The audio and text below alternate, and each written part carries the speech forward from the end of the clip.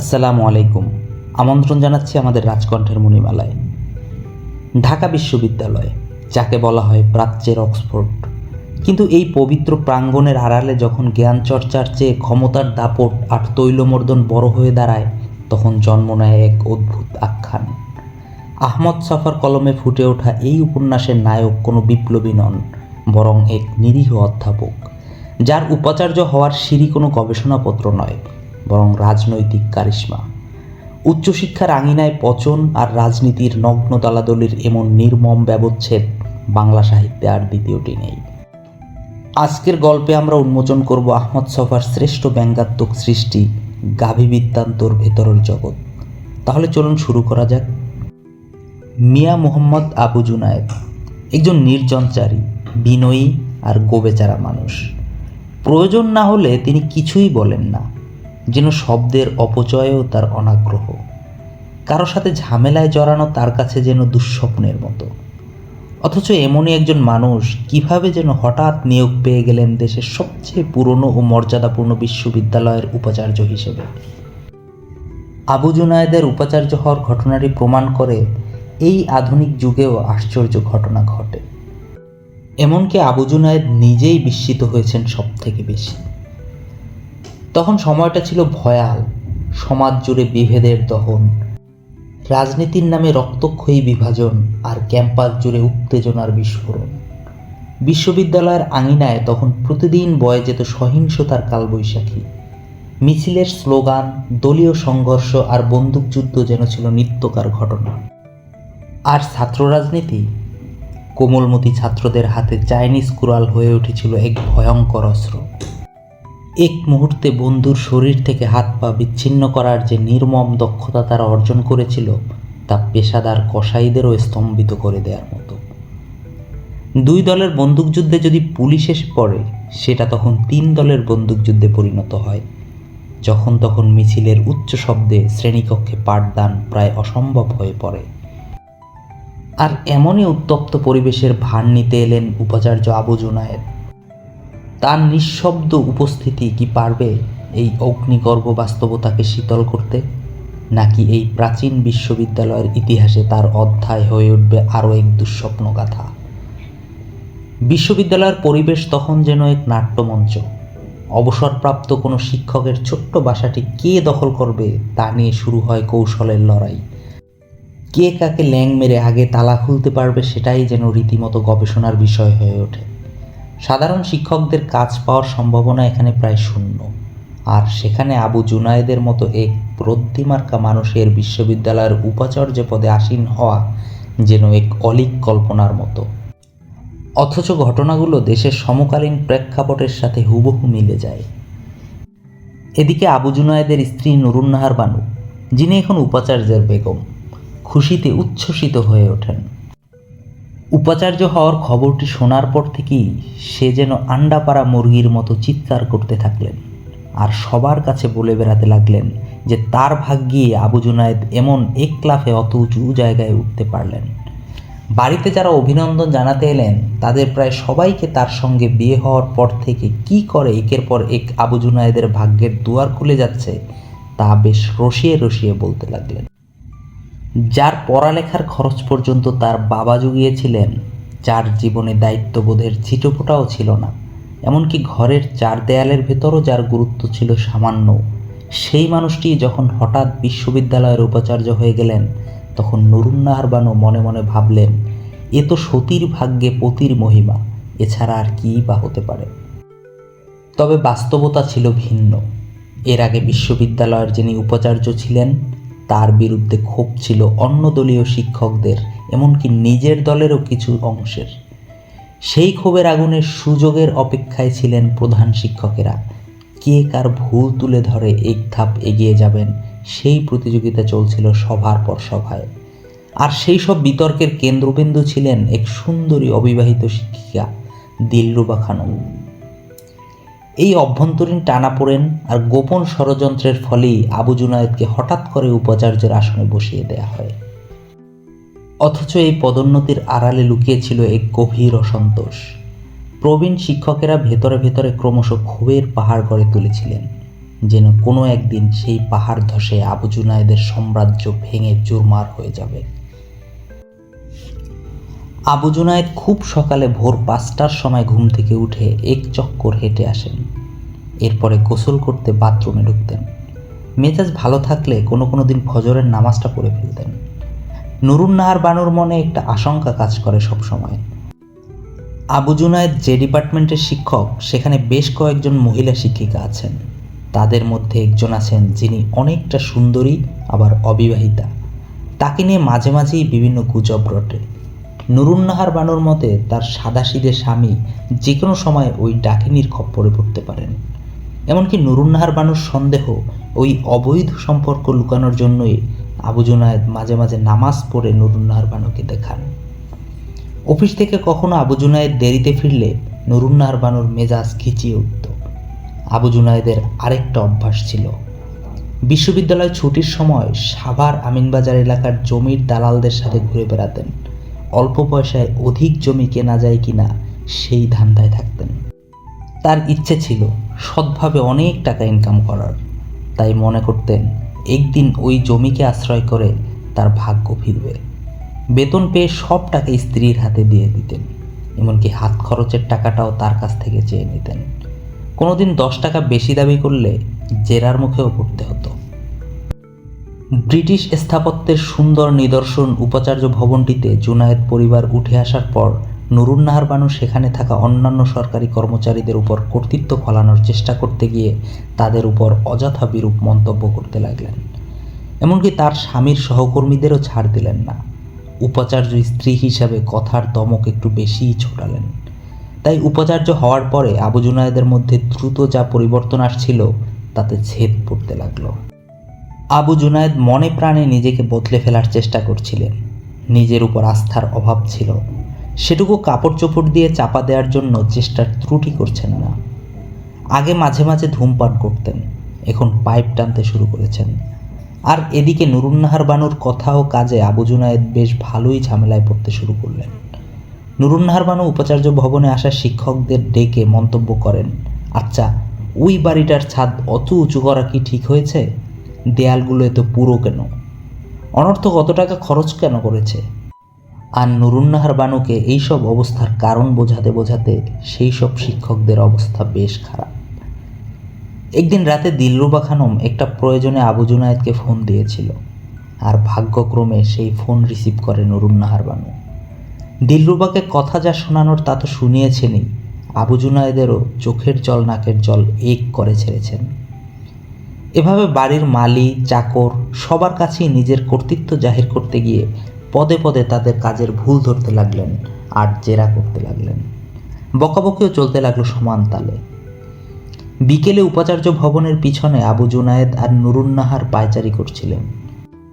এই নির্জন পরিবেশ আর খোলা ঘাস দেখে হঠাৎ আবু জুনায়েদের মনে এলো তিনি একটি দুধেল গাই পুষবেন। গরিব কৃষক পরিবারে জন্ম আবু জুনায়েদের। গৃহপালিত পশু পাখির প্রতি সেই ছোটবেলা থেকেই ছিল তার ভীষণ টান। বাবার মাটি কাটা দেখে বড় হয়েছেন। নিজের বানানো গোয়াল ঘরে গরু পালনের শখ ছিল বরাবরই। আর এখানে অঢেল জায়গা আর প্রচুর ঘাস একটি গাভী পোষার জন্য আদর্শ। আর গাই কেনার কথা শুনে নুরুন্নাহার বানু খুশিতে আবু জুনায়েদকে জড়িয়ে ধরলেন। এদিকে আবু জুনায়েদকে নিয়ে বিশ্ববিদ্যালয়ের শিক্ষকরা ঠাট্টা মশকরা করতে ছাড়েন না, এমনকি কেউ কেউ তাকে ওরাং ওটাংয়ের সাথেও তুলনা করেছেন। দিলরুবা খানম তার পোশাকের ধরনের জন্য দর্জির দোকানের ডামি বলে প্রচার করলেন তাকে। যদিও তাকে উপাচার্যের চেয়ারে বসাতে এই দিলরুবা খানমের অনেক অবদান। আবু জুনায়েদ উপাচার্য হওয়ার পরে অর্থনীতি বিভাগের এক ছাত্র খুন হয়েছে, আর এ নিয়ে ছাত্রদের রাজনৈতিক দলগুলোর মধ্যে কোন্দল আরও বাড়ছে। উপাচার্যের বাড়ির সামনে এসে তারা মিছিল করছে, জহিরুল হক কেন খুন হলো তার জবাব আবু জুনায়েদকে দিতে হবে। উপরমহল থেকেও ফোন দিয়ে আবু জুনায়েদকে বিভিন্ন চাপ সৃষ্টি করা হচ্ছে। ছাত্ররা বাইরে মিছিল করছে, আবু জুনায়েদের চামড়া তুলে নেব আমরা। এর কয়েকদিন পরে ছাত্রছাত্রীদের হোস্টেলেও একটা ঝামেলা হয়েছিল। তখনও আবু জুনায়েদ ও নুরুন্নাহার বেশ অপমান সহ্য করতে হয়েছে। এভাবে কয়েকদিন পরপর বিশ্ববিদ্যালয়ে একটার পর একটা ঝামেলা লাগতে থাকে, আর আবু জুনায়েদ বারবার নাকাল হতে লাগলেন। শেখ তবারক আলী নামে এক ঠিকাদারের সাথে আবু জুনায়েদের পরিচয় হয়। এই তবারক আলী আবার আবু জুনায়েদের দূর সম্পর্কের শ্বশুর হন। সে আবু জুনায়েদকে তার বাড়িতে সস্ত্রীক দাওয়াত করে খাওয়ায়। তবারক আলীর বাসায় খাওয়া শেষে সলজ্জভাবে আস্তে আস্তে আবু জুনায়েদ বলে, আমার একটি শখের কথা আপনাকে জানাতে খুব ইচ্ছে করছে, কিন্তু লজ্জা লাগে। তবারক আলী অভয় দিলে আবু জুনায়েদ বলে, ছোটবেলা থেকে আমার একটা গাই গরু পোষার খুব শখ। গোটা চাকরি জীবনই তো ফ্ল্যাট বাড়িতে কাটাতে হলো, জায়গার অভাবে সে শখটা অপূর্ণ থেকে গেল। এখন জায়গা আছে, ঘাসও বেশ আছে, কোথায় গরু ভালো কেনা যায় তা তো জানি না। আপনার লোকজন আছে, যদি একটা গরু কেনার ব্যবস্থা করে দিতেন। তবারক আলী খুশি হয়ে বললেন, গরু আর গোয়ালের চিন্তা আপনাকে করতে হবে না, কাল সকালে আপনার বাড়িতে আমি মিস্ত্রি পাঠিয়ে দিব। পরের দিন আবু জুনায়েদের বাড়িতে ব্রড সিমেন্টের ট্রাক এসে হাজির, আর অল্প কয়েকদিনের মধ্যেই একটি গরুও চলে আসলো। সাভার ডেইরি ফার্মে সুইডিশ এবং অস্ট্রেলিয়ান গরুর মধ্যে ক্রস ঘটিয়ে একটা গরু জন্ম হয়েছে। তবারক আলী সেটাই আবু জুনায়েদের জন্য পছন্দ করেছেন। গরু ও গোয়ালের সব খরচ তবারক আলীই করেছেন। মেয়ের জামাইকে শ্বশুর হিসেবে একটা গরু তো দিতেই পারেন, কিন্তু তবারক একজন প্রসিদ্ধ ঠিকাদার, কোথায় টাকা খরচ করলে তা সুদে আসলে ফেরত আসবে তা তিনি ভালোই জানেন। যাই হোক, গরুটা আবু জুনায়েদের বেশ পছন্দ হয়েছে। ছিপ নৌকার মতো লম্বা শরীর, গ্রীবাটি উন্নত, কপালে দুটো শিং বেরুতে গিয়ে থেমে গেছে, গায়ের রং উজ্জ্বল লাল, মাঝে মাঝে ডোরাকাটা দাগ, পৌরাণিক বোরাকের মতো লাগছে। যদি দুটি পাখা থাকতো তাহলে আকাশে উড়াল দিত। তার উপর এই গরু ভুসায় না, লাথি মারে না। গাভীটির প্রজাতির নাম তরুণী। এই প্রজাতির গাভী বাংলাদেশে একটিই আছে। এরপরে গোয়ালে গরুর জন্য লাইটের ব্যবস্থা করা হলো, মশারির ব্যবস্থা করা হলো। এতদিনে এসে আবু জুনায়েদের আজন্ম শখ পূরণ হলো। এরপর থেকে আবু জুনায়েদের দিনের একটা বড় অংশ জুড়ে থাকে এই গাভী। বিশ্ববিদ্যালয়ের বিভিন্ন কাজের থেকেও যেন বেশি গুরুত্বপূর্ণ এই গাভীটি। গাভীটিকে তারা তরুণী নামেই ডাকে। গরুটিকে না ঠান্ডা না গরম জায়গায় রাখতে হবে, দেশি ঘাস খায় না। এছাড়া আরও হাজার রকমের যন্ত্র প্রয়োজন এই গরুর পিছনে। এদিকে আবু জুনায়েদের মেয়ে দিলু গোয়াল ঘরের দরজায় একটা নেম প্লেট লাগিয়ে দিয়েছে, তরুণী নিবাস। আবু জুনায়েদ অতিশয় কর্মব্যস্ত মানুষ। বিশ্ববিদ্যালয়ের শিক্ষক সম্প্রদায়, কর্মচারী মণ্ডলী, ছাত্রছাত্রীর কাছে কোথাও না কোথাও একটা ঘাপলা প্রতিদিন লেগেই আছে। কোথাও খুন হচ্ছে, কোথাও ভাঙচুর চলছে। সরকারের মন্ত্রী মহোদয় চোখ রাঙাচ্ছেন, বিরোধী দলের নেতা হুঙ্কার দিচ্ছেন, আর সব কিছুর দায়ভার আবু জুনায়েদ কি বইতে হয়? কোন দিক তিনি সামলাবেন? বিরুদ্ধ পক্ষ লোকেরা প্রচার করতে শুরু করেছে, প্রাক্তন উপাচার্য আবু সালে 5 বছরে যে পরিমাণ অনিয়ম করতে পারেনি, আবু জুনায়েদ 5 মাসেই তার দ্বিগুণ অনিয়ম করেছেন। প্রভোস্ট, হাউস টিউটর থেকে মালি পর্যন্ত সব পদ আবু জুনায়েদের পছন্দের লোকেরা বাগিয়ে নিয়েছে। এদিকে সরকার দলীয় ম্যান্ডেট বাস্তবায়ন করতে গিয়ে বিশ্ববিদ্যালয়ের 1 নম্বর ব্যক্তি হওয়া সত্ত্বেও আবু জুনায়েদের মতামতের কোনো দাম নেই। যেন তিনি একটা যন্ত্রে পরিণত হয়েছেন। তিনি নিজে কিছুই করছেন না, সব তাকে দিয়ে করিয়ে নেওয়া হচ্ছে। ব্যক্তি আবু জুনায়েদের ইচ্ছা অনিচ্ছার কোনোই মূল্য নাই। তাই আবু জুনায়েদের মন মেজাজ ইদানিং খুব খিচড়ে থাকে। আর ঘরে বাইরে যখনই আবু জুনায়েদ চাপে পড়েন, তখনই তিনি তার গাভী তরুণীর কাছে ছুটে যান। তখন একটু প্রশান্তি পান অন্তরে। পারিবারিক জীবনেও আবু জুনায়েদ খুশি নন। নুরুন্নাহার বানুর চাহিদা দিন দিন বেড়েই চলছে। একবার তো রাগ করে বাড়ির চাকর বাকরদের সামনেই আসবাবপত্র সব ভেঙে চুরমার করে ফেলেন। আবু জুনায়েদের চেয়ে চেয়ে দেখা ছাড়া কিছুই করার ছিল না। একদিন রাতে নুরুন্নাহার বানুর জ্বালায় অতিষ্ঠ হয়ে আবু জুনায়েদ যায় গোয়াল ঘরে তার গাভীটির কাছে।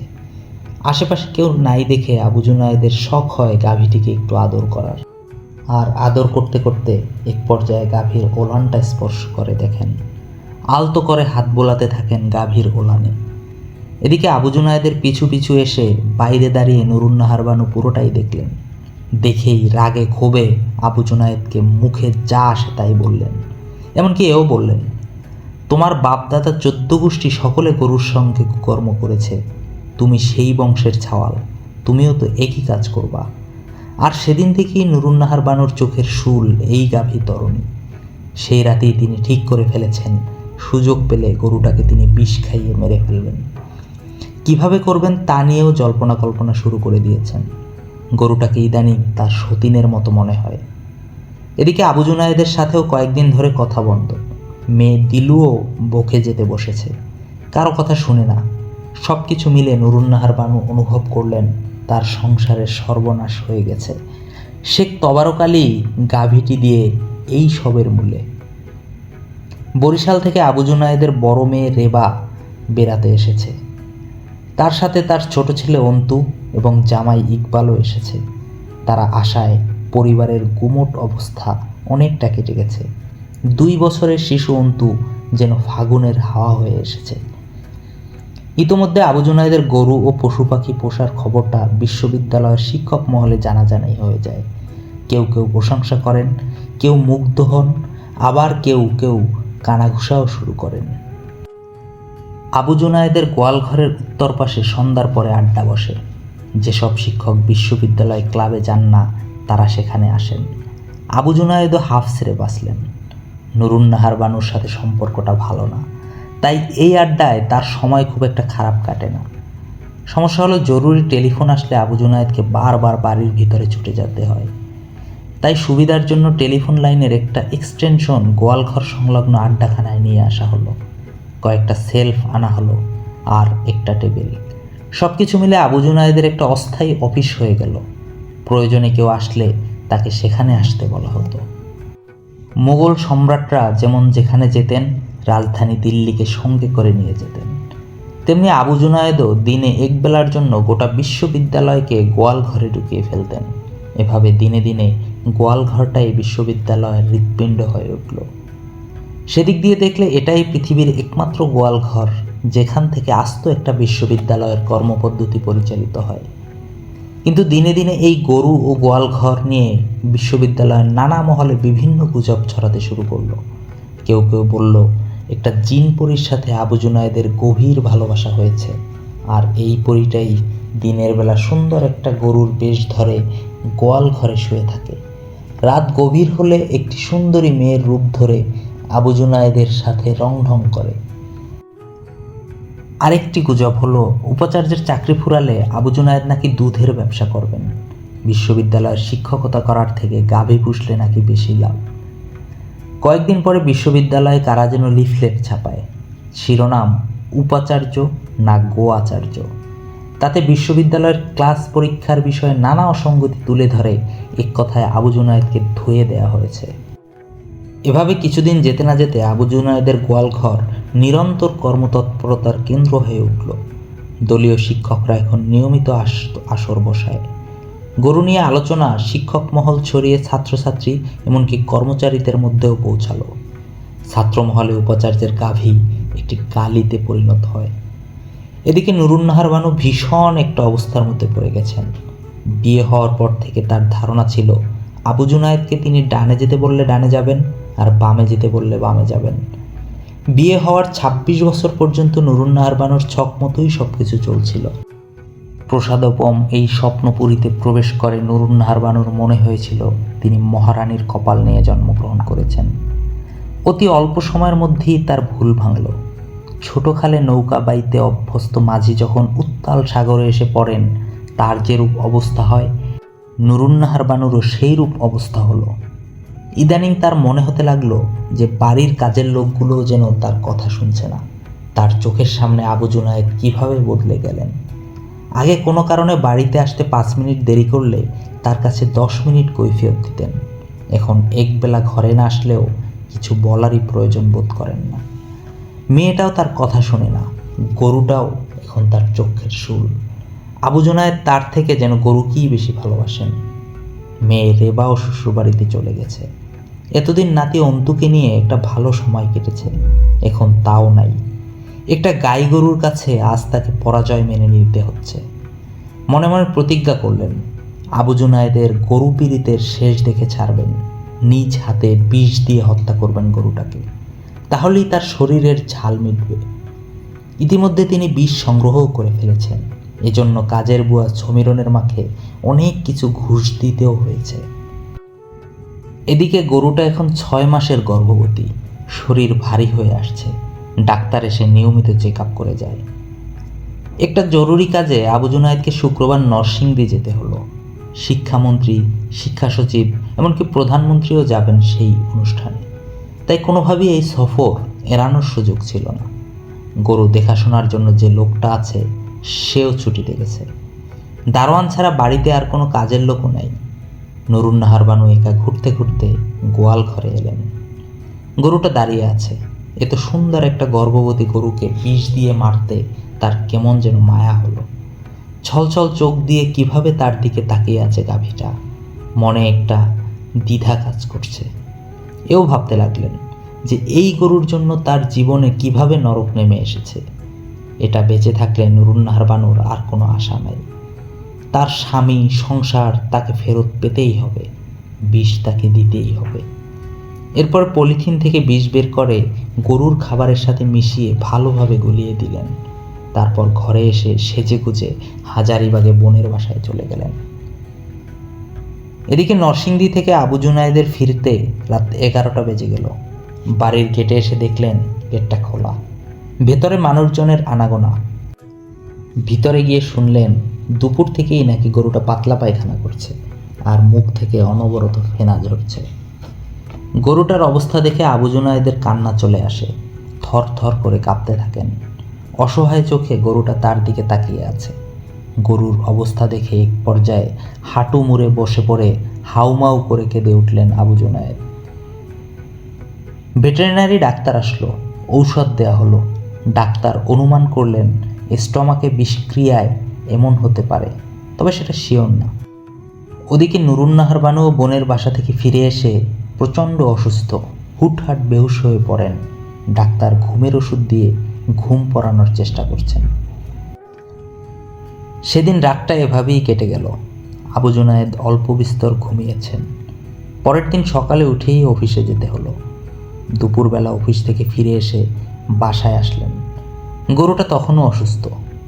এমন সময় শিক্ষামন্ত্রী ফোন দিয়ে জানায় যে আবু জুনায়েদের উত্তর থেকে দক্ষিণে যুক্তরাষ্ট্রের মোট 51টা বিশ্ববিদ্যালয়ের আমাদের দেশের শিক্ষা সংস্কৃতির উপর বক্তৃতা দিতে হবে। প্রতিটি বক্তৃতায় সে $4000 করে সম্মানী পাবেন। এটা একটা বিরল ও অর্থকারী দায়িত্ব। এই টাকায় অনেকটা জমি কেনা যাবে। অসুস্থ নুরুন্নাহার বানুকে খবরটা জানাতে আর তার তর সইছে না। এরপরে আস্তে আস্তে নুরুন্নাহার বানুর শয্যার পাশে গেলেন। নুরুন্নাহার বানুর পাশে গিয়ে আস্তে আস্তে খবরটা বেশ উচ্ছ্বাসের সাথে দেন। নুরুন্নাহার বানু শুনে ক্ষীণ স্বরে বললেন, খুবই উত্তম সংবাদ, তুমি 82 লক্ষ টাকা পাবে। এই টাকাটা তোমার দরকার হবে। তোমার গাভী প্রেমিকার কবরের উপরে তো তুমি তাজমহল বানাবে। শুনে রাখো, তোমার প্রেমিকাটি আজ রাতে কিংবা কাল সকালেই মারা যাবে এবং আমিই তাকে খুন করেছি। আমাদের আজকের কাহিনী সংক্ষেপটি এখানেই শেষ হলো। কেমন লাগলো কমেন্টে জানাতে ভুলবেন না। আর পরবর্তী কাহিনী সংক্ষেপের জন্য চ্যানেলটি সাবস্ক্রাইব করে আমাদের সাথে থাকুন। ধন্যবাদ সবাইকে।